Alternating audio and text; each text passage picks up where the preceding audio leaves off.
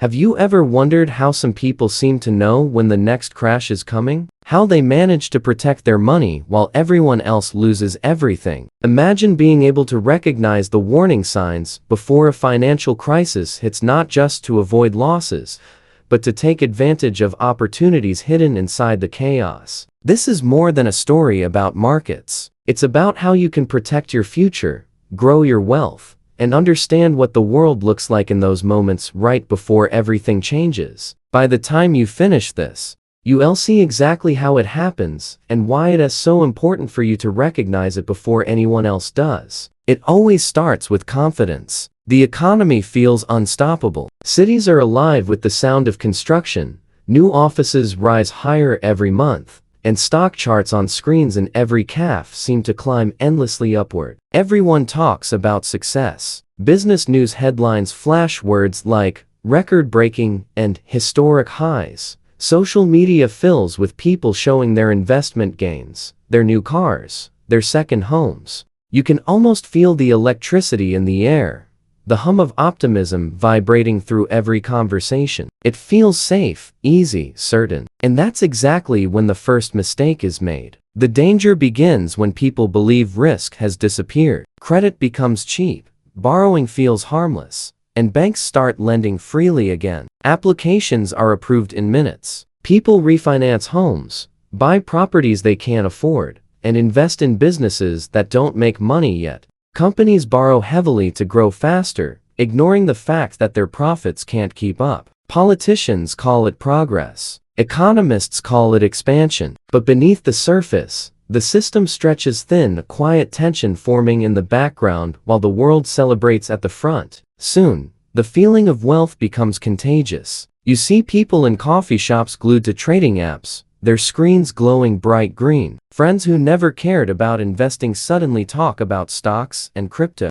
Real estate agents say prices will never fall.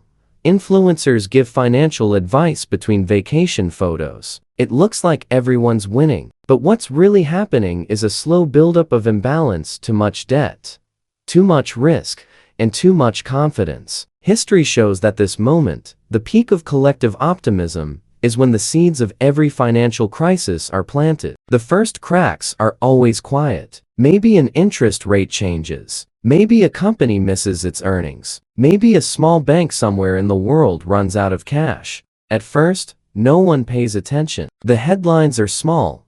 The markets barely react. But those who watch closely, the ones studying numbers on glowing monitors late at night, start to feel uneasy. Charts that used to rise steadily begin to wobble. Debt levels look heavier. Investors begin to whisper in private rooms, selling quietly while the public keeps buying. The tension builds in silence, like pressure behind a dam. Then one event breaks the illusion. It could be a sudden collapse, a government decision, or a chain of defaults that spreads faster than anyone expected. The moment it happens, the atmosphere changes instantly. Phones ring non-stop inside trading offices. Messages flood across computer screens. The green numbers everyone loved turn red. Algorithms automatically trigger sales. Stocks plunge in minutes. In homes and offices, people stare at screens, refreshing pages that only show falling values. The same excitement that once filled every room now turns to disbelief. Panic spreads faster than logic. The world that felt secure just a week ago suddenly feels unstable. News anchors on television speak in urgent tones,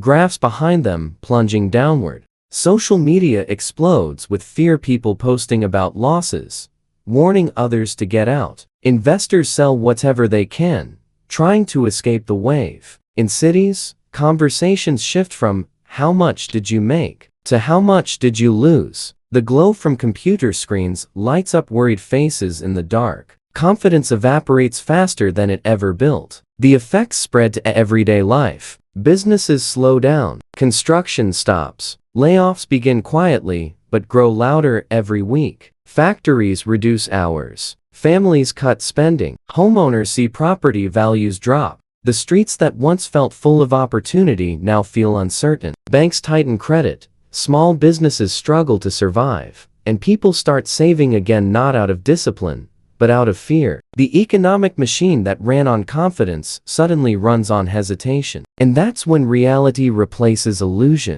Governments step in, trying to calm the storm. You see press conferences broadcast live, officials standing behind microphones, assuring citizens that everything is under control. In massive control rooms filled with screens, teams of economists and analysts work overnight, watching global markets minute by minute. Central banks lower interest rates and inject liquidity to stop the bleeding. The actions work temporarily, but they come with costs: inflation, national debt, and long-term imbalances. Still, the system begins to stabilize.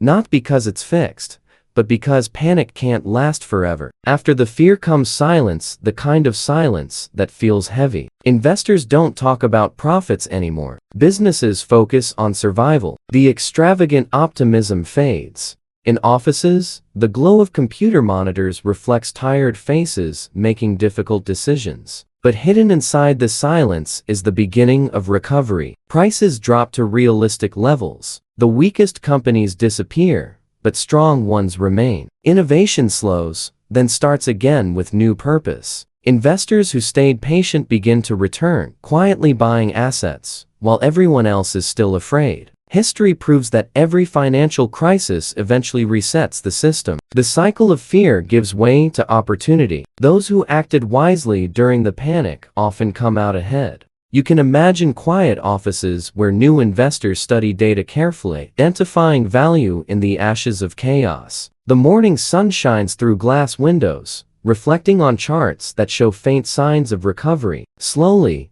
confidence returns, this time more cautious. The world begins to rebuild, stronger and more balanced, until the cycle starts again. Understanding this pattern is how you turn uncertainty into strategy. You can't predict the exact day of the next crash, but you can see the signs before it happens. When debt grows faster than income, when everyone says, "This time is different," when risk feels invisible, that's your signal. Keep cash ready. Diversify your investments. Don't follow the crowd. Most importantly, control your emotions. Fear and greed are the real forces that move markets, not numbers on a screen. Those who master emotion master opportunity. Human psychology never changes. In every generation, people believe they've outsmarted the past. In the 1920s, it was industrial stocks. In the 2000s, it was housing. Today, it's technology and digital assets. Different names,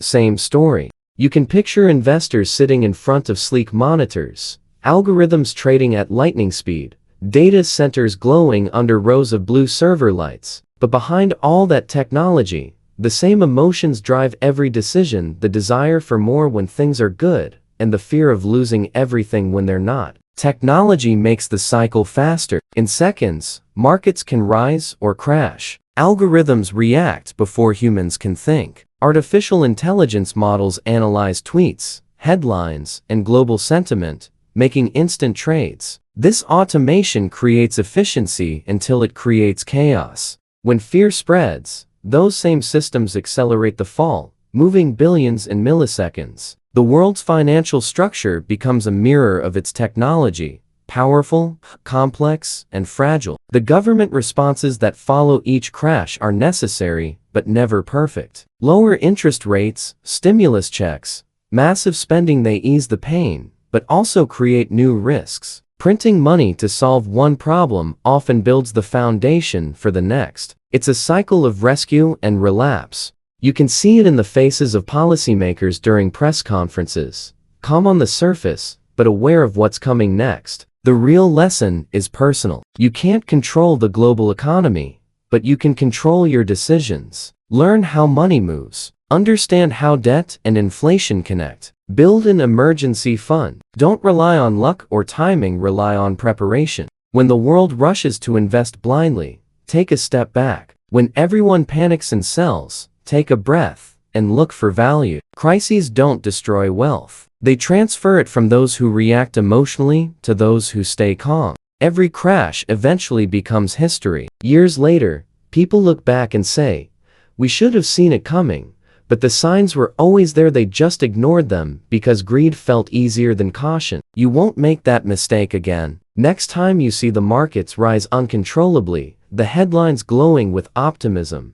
and everyone talking about easy money, you'll recognize the pattern. You'll know what comes next. And when the fall begins, because it always does, you won't panic. You'll understand it's just the cycle repeating, an old story written in new numbers. You'll stay calm while others lose control. You'll be ready, not just to survive, but to build. Because once you see what always happens before a financial crisis, you'll never look at money, opportunity, or fear the same way again.